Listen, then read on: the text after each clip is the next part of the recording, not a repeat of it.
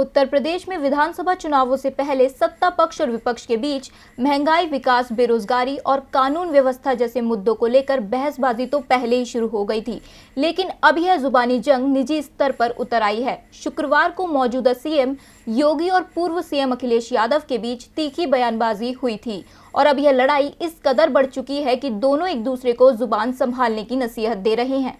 शुक्रवार को मुख्यमंत्री योगी आदित्यनाथ और समाजवादी पार्टी के अध्यक्ष अखिलेश यादव के बीच जमकर शब्दवार चले थे। अखिलेश यादव ने खुद को बीजेपी के नेताओं से बड़ा हिंदू बताया था, तो सीएम योगी ने राम मंदिर के बहाने उन पर निशाना साधा था। सीएम योगी ने तंज कसते हुए कहा था कि उनके अब्बाजान यानी मुलायम सिंह यादव कहते थे कि अयोध्या में परिंदे को भी पर नहीं मारने देंगे, लेकिन अब वहां राम मंदिर का निर्माण शुरू हो गया है। अगले 3 साल में वहां एक बड़ा भव्य मंदिर होगा। मुलायम सिंह के लिए योगी ने जिस तरह से अब्बाजान शब्द का इस्तेमाल किया, उससे अखिलेश बुरी तरह बिफर गए। अब यह मामला सियासी तूतू मैमे में तब्दील होता नजर आ रहा है। अखिलेश ने योगी को भाषा पर संयम रखने की नसीहत दे दी।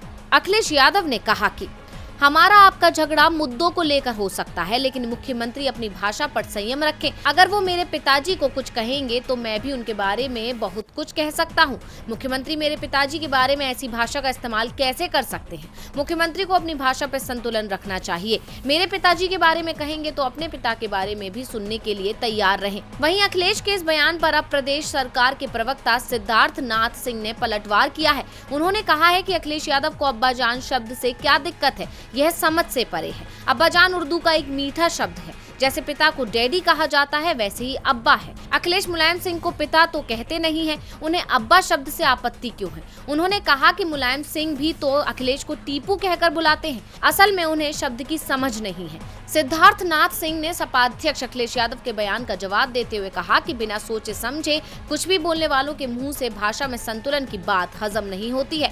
भाजपा की बढ़ती ताकत और जनाधार सपाइयों को रास नहीं आ रहा है, वो सहमे हुए हैं, इसीलिए आदर सूचक और सम्मानजनक शब्दों की पहचान करना भी भूल गए हैं। अब देखना यह है कि अब्बाजान और डैडी का ये विवाद चुनाव में कैसा असर दिखलाता है।